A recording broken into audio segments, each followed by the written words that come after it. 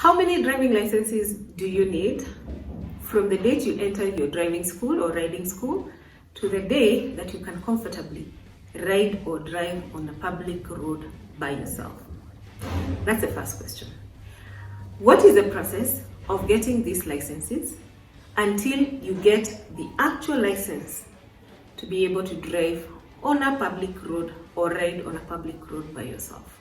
Make sure to watch this video until the end to get those answers.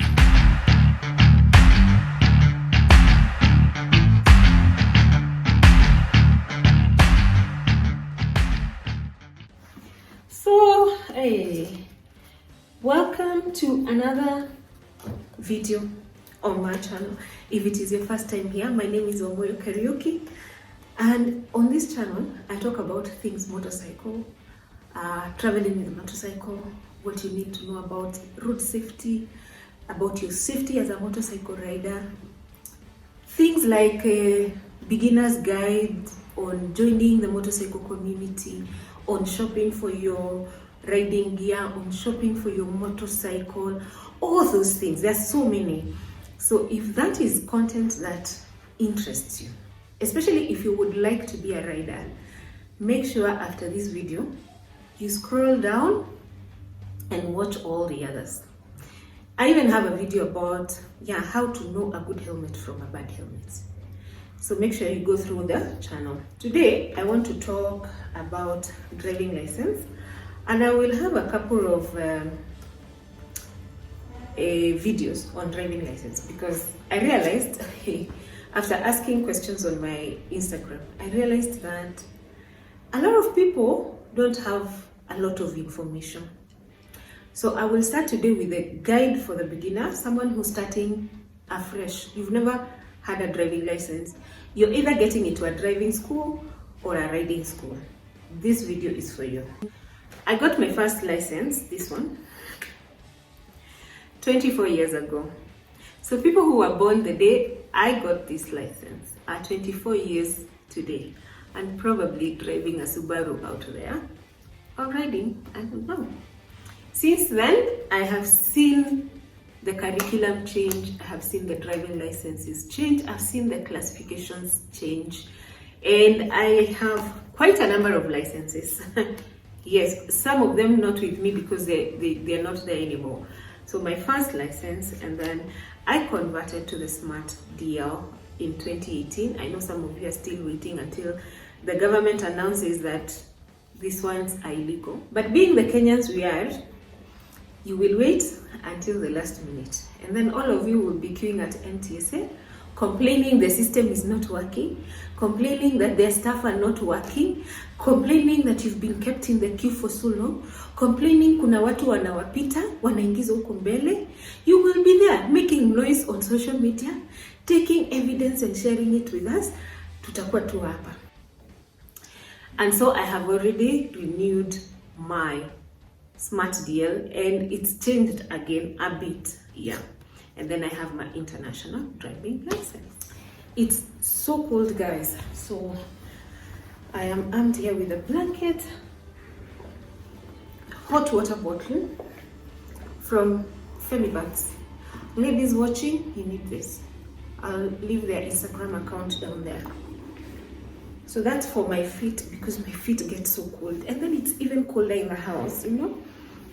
And then I have a blanket, my cute Masai blanket from Indigo 6. I'll also tag them down there.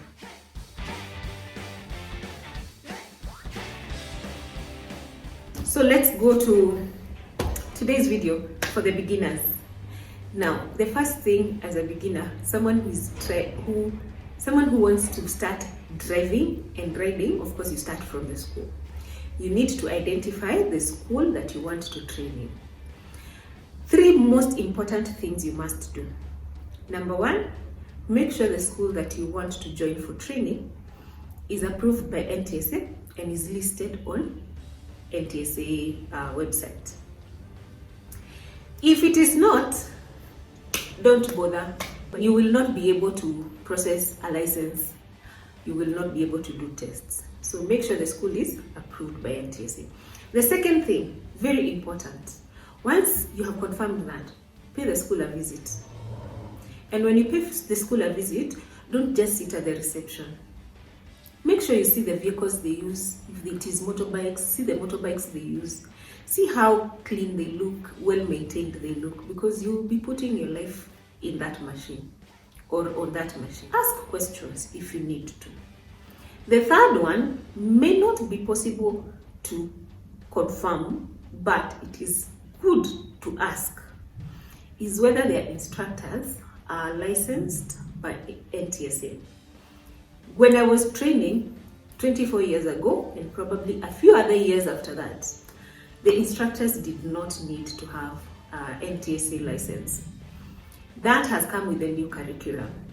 So you may have instructors who are older generation who probably do not have a license. And if you're stopped by cops on the road and the instructor cannot produce a license from NTSA, both of you will be in trouble.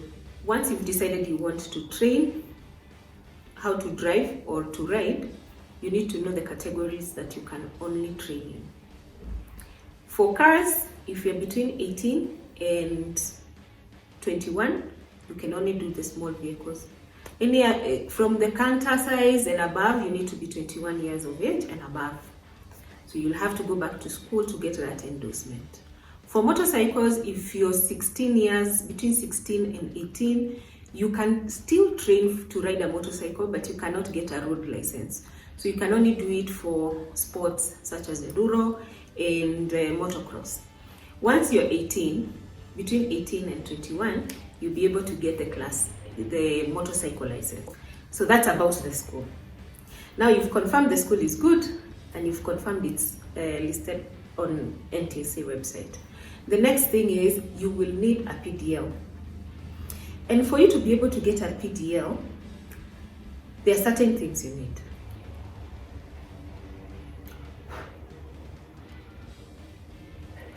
So you need an ID, you need a KRA PIN. Welcome to adulting. Because if you forget to do your returns, KRA returns after that. Once you get the PIN, now go to eCitizen and get yourself an account and a Teams account.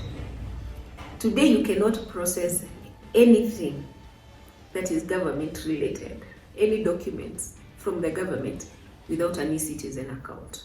And then when it comes to driving and vehicles, Teams account. Once you get that, now apply for your PDL. That is the first license you'll ever have.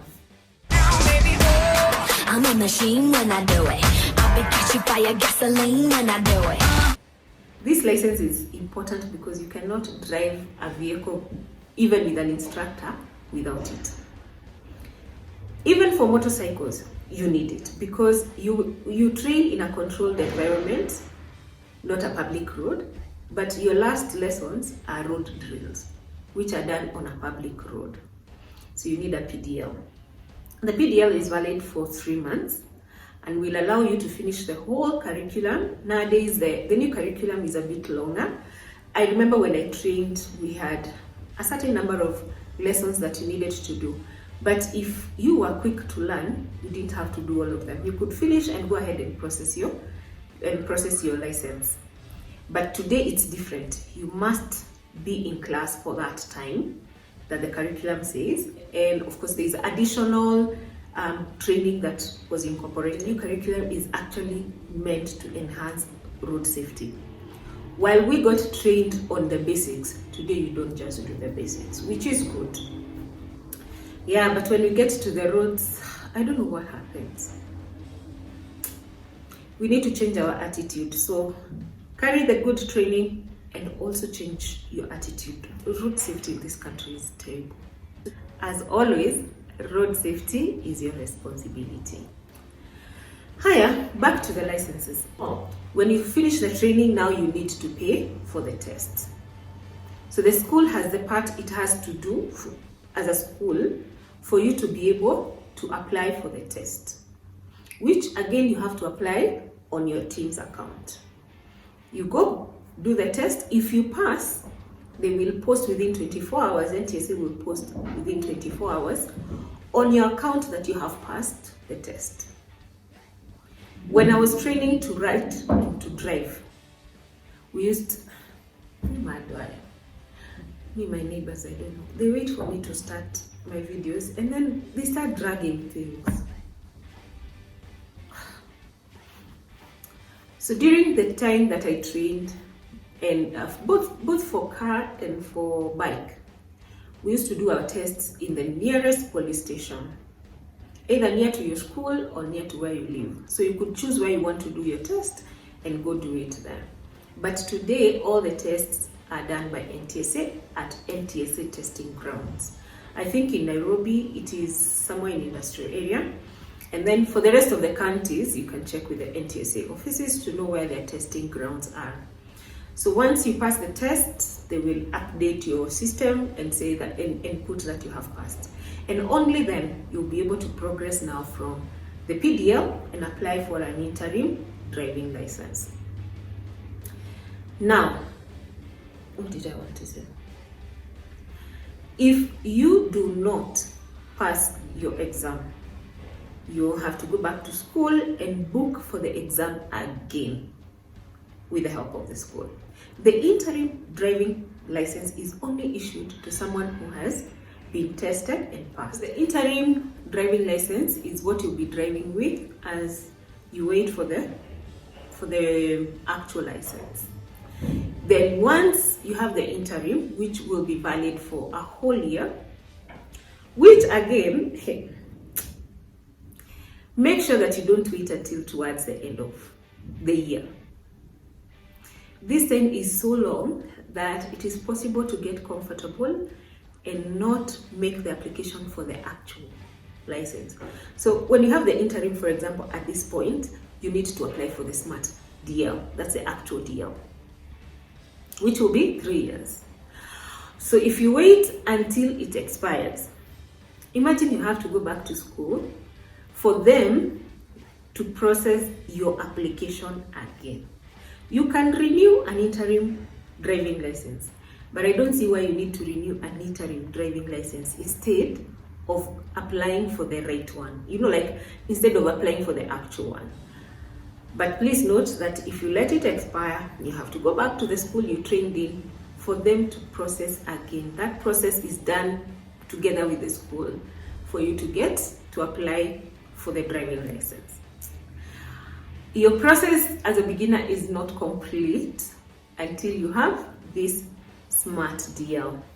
So in the next video, I'll cover the classifications of driving licenses, and I'll also highlight the changes that have happened so far, so that I have received so many questions, especially about, is this okay or not okay?